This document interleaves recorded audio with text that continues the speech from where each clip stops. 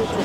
Ilikuwa jambo zuri kwa sisi kwa sababu mara 5 ambazo tulimfunga, leo mechi ilikuwa tofauti kidogo kwa sababu tulikuwa na benchi la ufundi jipya, tulikuwa na wachezaji wapya kwenye timu, na ukiangalia timu yetu ilikuwa haijakaa pamoja kwenye camp toka pre-season imeanza.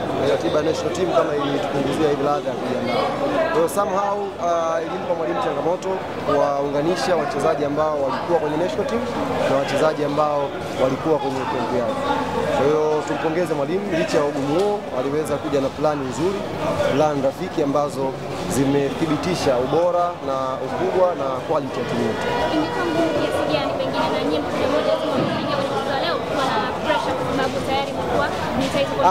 Yule muongo. Sisi hatujakuwa na pressure. Yule muongo anatafuta maneno ya kuwadanganya watu.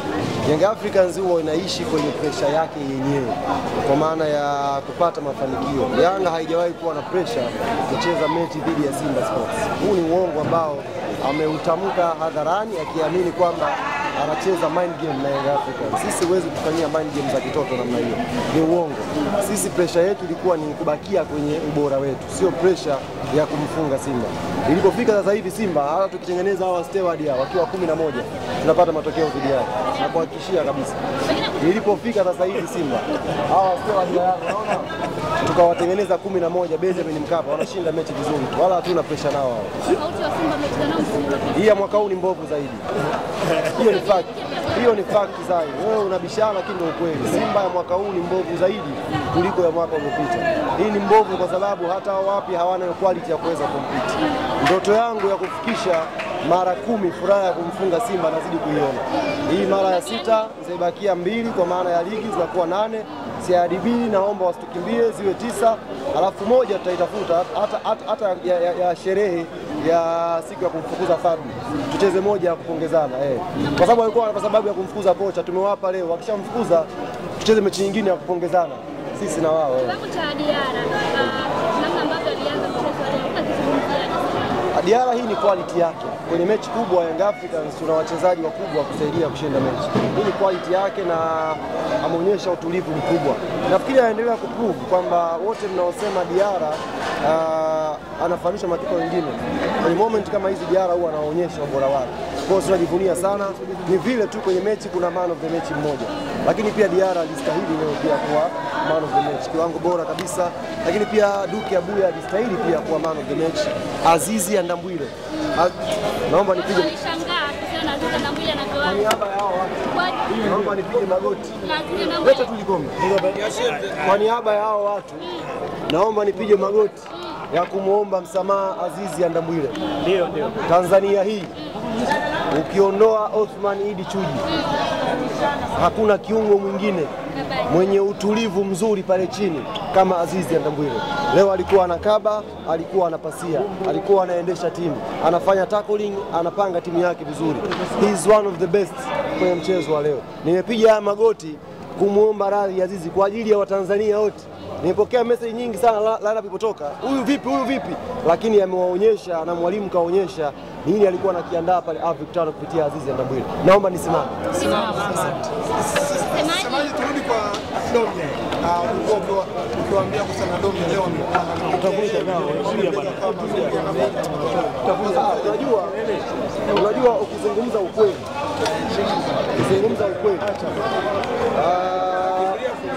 Simba hawana wataalamu wazuri wa mbinu.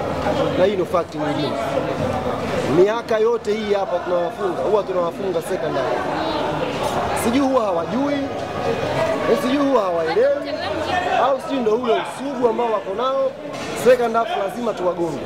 Na leo tena vile kipindi cha kwanza kama Yanga haipo hivi, tukajua tu hawa watatamani second half watarudi na speed hiyo. Tukamtoa Mudathi, ikaingia AI ya mpira. Tukaunganisha timu kutoka chini kuja juu. Tufuatia ni historia. Hapo ni historia. Kwa hiyo ile sabu iliyofanyika ni sabu ambayo normally huwa inafanyia kwenye mechi ya dabi. Either aje Mzize, aje nani. Kuna sabu Yanga itaifanya second half kwa ajili ya kubadilisha mchezo. Na always imekuwa kitulipa alhamdulillah. Mmepiga kichwani. Sasa mkawaulize. Maki tuliwaambia nyie mmekuwa sugu. Tuliwaambia mapema nyie wenzetu mmekuwa sugu. Tumewapiga mara 5 mfululizo lakini bado wakaonyesha kwamba wana matumaini. Tukawaambia msimu tunakuja kupiga kichwani. wakaibuka wakasema kichwa kipi? Sasa naomba mkawaulize kinachouma leo ni kipi? Watawapa majibu. Mnaanza michuano ya kimataifa raundi ya kwanza kabisa mkiwa na morali pengine kwa sababu ya ushindi huu. Hii inaleta kwanza umezungumza vizuri. Tunasafiri leo usiku saa 10 kwa maana kwa majira ya saa 7 timu itaanza kuripoti pale airport. Niliwaahidi leo ndo nitatambulisha wachezaji wa Yanga. Kwa hiyo njoeni pale airport. Tambulisha mmoja baada ya mwingine. Sababu watu walikuwa na hamu. Msemaji atambulishe, nitawatambulishia airport. Kutoka Wadiara mpaka Pakome. Mmeridhishwa kwa kiasi gani na usajili mpya ambao mmeufanya, lakini pia umelipa kwa asilimia ngapi tofauti na bana kwa zile baskeli zilizopiga kuwa zile. Ile mjiona kama ile singeli ganda ilitokea bana. Duduasha alipiga baskeli fulani hivyo wakaganda wote pale. Hapo akaambia sifungi leo. Tutakutana Disemba. Kwa hiyo wao tunashukuru na timu tuliyosajili leo imeonekana leo, lakini tunaamini bado kuna kazi kubwa ya kufanya. Tuna Champions League ugenini dhidi ya Angola, tuna ligi tutakuja. Kwa hiyo tunakwenda kujipanga zaidi na zaidi kuhakikisha wana Yanga wanapata furaha. Niwaambie mashabiki wa Yanga, kuelekea mechi hii waliibuka wenzetu katika sisi ni kama hivi wameridhika hivi. Ni kama wanaona kumfunga Simba mfululizo ni jambo la kawaida.